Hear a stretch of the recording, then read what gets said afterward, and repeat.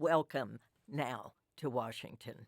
Thank you, Diane. It's a thrill to be here. Oh, Joshua, I'm so glad to have you and to introduce you to this fabulous audience that has been part of the NPR listenership for so long. You know, I obviously love this program. I love what I've done.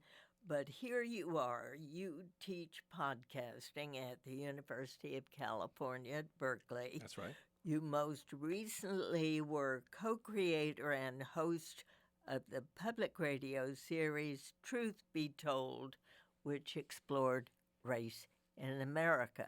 So, why, after having all of this great work in California, why are you interested in this job? Well, it's really a through line to the work that I did in San Francisco with KQED Public Radio.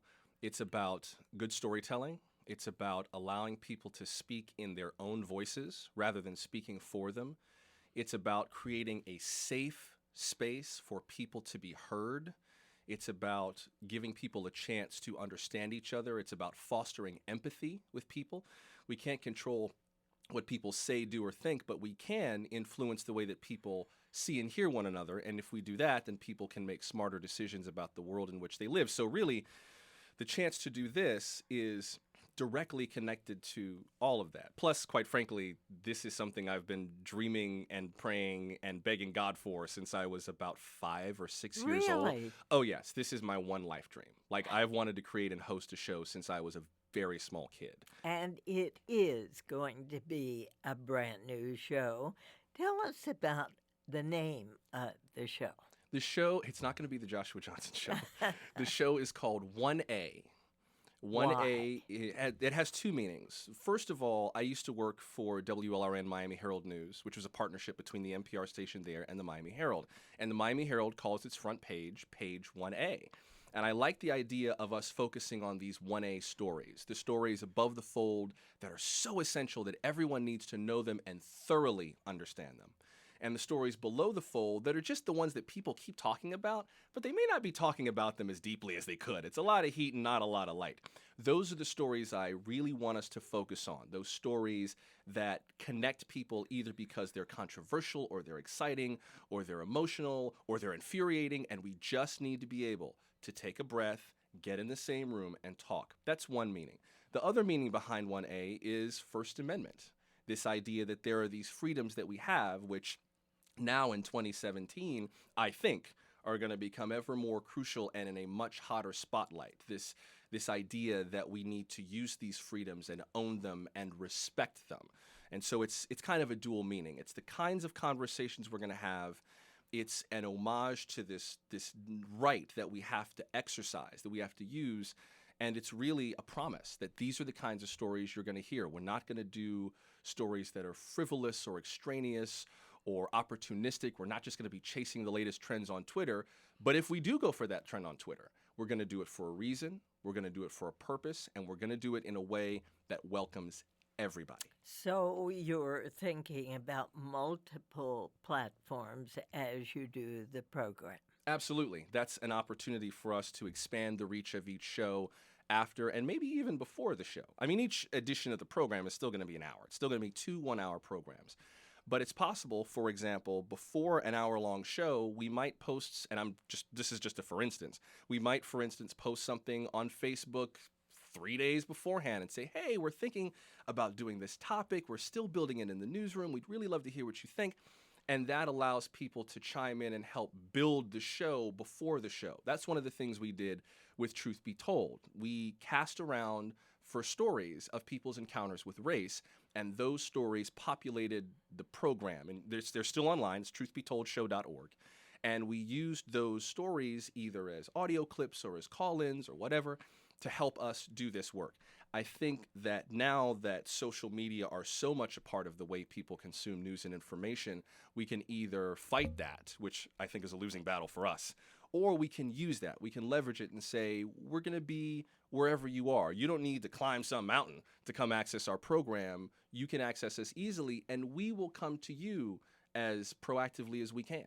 I'm speaking with Joshua Johnson, who will be the new host of the program that begins on January 2nd, 2017.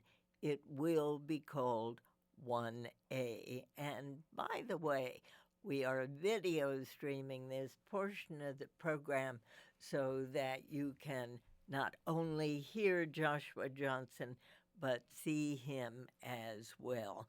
And Joshua, when they see you, they will recognize that you are a black man. They will. I am a white woman who's been doing this program for 37 years.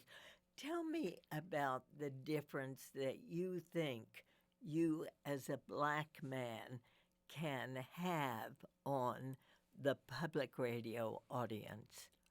Well, I think, day to day, it's kind of funny that you call that out because I've had more than a few people say, "Oh, you're Joshua Johnson. I never would have guessed you were black." And then they grab their mouths like, "I can't believe I said that. I can't believe I said that." And in those situations, as as uncomfortable as they can be, my response has always been, "Why not?" And in that moment, it gives them a chance to challenge that belief. And I've had more than a few people say, "Oh my God, I can't believe I thought that." And my response has always been, "Don't worry about it. You noticed it.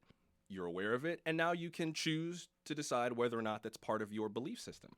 I mean, I was turned on to public radio by my mother. My very first public radio station was WRTI, which is the station that's licensed to Temple University in Philadelphia. She tuned in for the jazz music, and then she heard this guy named Robert Siegel on All Things Considered, and it just fired her imagination, and she brought it to me. So I fell in love with public radio from a kind of colorblind perspective. But as I began to think about what I wanted to do professionally and how I wanted to kind of chase this dream, I hunted for people who reminded me of myself, and there weren't a whole lot. There have been a few black men in prominent positions in public radio, Tavis Smiley and Juan Williams and Tony Cox and Ed Gordon and a few others, Kwame Holman on the PBS NewsHour, but there really haven't been many. I think it's people like my mother, first of all, who encouraged me to be willing to do this. My father, who gave me a very clear sense of argumentation and analysis. He's a very studious man. And then growing up looking at black journalists on the air, I mean, Bernard Shaw and the late Ed Bradley, God rest him, were always men that I looked at. Or even local hosts like, Dwight Lauderdale, who was in Miami, who I grew up with and finally got a chance to meet. And there was this whole generation, and especially the late Gwen Ifill. I wish I would have had a chance to contact her and say, "Hey, Ms. Ifill, I made it." I mean, I had the chance to meet her twice, and having people like that who are an example paves the way. I hope that my perspective as an African American will inform the program, but it won't be the lens through which we do the show. I think the perspective that all people of any kind of a diverse strand bring is the ability to see things from the outside and a different kind of empathy, which hopefully will be useful to everyone. One last question, Joshua. I spoke recently at a farewell gala given for me that given the election, the public radio system needs to broaden its reach to include people who perhaps have never listened to public radio, who don't even know what public radio is. What do you think you can do to help public radio broaden its reach? Well, I'll tell you what I have done is I've had conversation with people who, for example, listen to very conservative talk radio, AM talk radio, which is fine. If that's what you want to listen to, that's cool. And I've had the conversation where I've told them, those hosts that you are used to listening to have told you all that they are. They have set the bar and they will never clear it. You hear a different version of the show basically every day. When you are ready for something new, when you're ready to go someplace you've never been, meet people you've never seen, explore ideas that are beyond your scope, when you are ready to be surprised, turn to us. We will expand your horizons. We will defy your expectations every day. And when you're ready to continue to broaden where you are and how you are, that's where we come in. Joshua Johnson, he is the new host of a brand new program you'll hear starting January 2nd. It's called 1A. Good luck to you, Joshua. Thank you, Diane. And short break. We'll be right back.